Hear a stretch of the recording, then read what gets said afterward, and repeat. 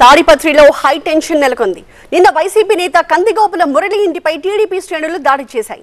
పోలీసుల ఆదేశాలతో మురళి అజ్ఞాతంలోకి వెళ్లిపోయారు. నిన్నటి ఘటన నేపథ్యంలో తాడిపత్రి పట్టణంలో పోలీసులు భారీగా మోహరించారు. నిన్నటి ఘర్షణతో గత 30 సంవత్సరాల్లో జరిగిన ఘర్షణల్ని గుర్తు చేసుకుని భయపడుతున్నారు పట్టణ ప్రజలు. కందిగోపుల మురళి ఇంటిని తగలబెట్టడం ఇది రెండోసారి.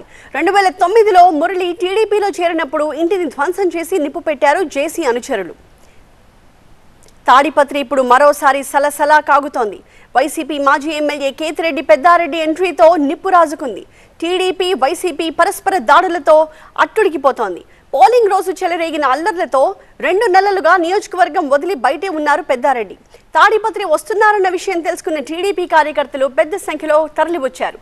పెద్దారెడ్డి ముఖ్య అనుచరుడు మురళి ఇంటిని ముట్టడించారు. ఇంట్లోకి వెళ్లి ఫర్నిచర్ని ధ్వంసం చేశారు. వాహనాలపై దాడులు చేశారు. వందలాది మంది తమ ఇంటిని చుట్టుముట్టిన సమయంలో అసలు ఏం జరుగుతోందో అర్థం కాలేదని చెప్తున్నారు మురళి భార్య రమాదేవి. తమ ఇంటిపై దాడి జరగడం ఇది రెండోసారని చెప్తున్న ఆమె టీడీపీలో న్యాయం జరగట్లేదనే వైసీపీలో చేరామని చెప్తున్నారు. ఇక్కడ హాల్లోనే కూర్చున్నాము, నేను మా ఆయన ముగ్గురం కూర్చున్నాము. వచ్చిన వెంటనే అసలుకి బయట నుంచి అరుపులు లేని రాళ్ళు చేసినారు. రాళ్ళు వేసి మేము వచ్చేసి మన ఇంటి దగ్గరికి ఇట్లా ఏం జరిగిందని డోర్లు వేసేసినాం. డోర్లు వేసి ఇక్కడ వాళ్ళు డోర్లు కూడా పైలు కొడతా అంటే మేము లోపలికి పోయి కూర్చున్నాము. లోపల కూర్చున్నా కూడా చుట్టుముట్టినారు సార్. ఇంటికి మొత్తం అందరూ ఇక్కడ అసలు అటు సైడ్ ఇటు సైడ్ అందరూ చుట్టుకొని రాళ్ళు వేసిందే. ఏం జరిగిందని కూడా మాకు అర్థం కాలేదు సార్. నేనైతే అనుకున్నాను సార్, డోర్ పైలు కొడితే ఇంకా ఆ డోర్ అదొకటే ఆప్షన్, ఆ డోర్ పైలు కొడితే నేనే తీసుకుందాం అనుకున్నాను సార్. రేపని అయితే నేనే తీసుకొని కలుద్దాం, నువ్వు ఎట్లా ఊరు కూర్చోండు, నేను కలుస్తానని చెప్పినాను. ఇంకా మాకు ఎక్కడ సార్ న్యాయం?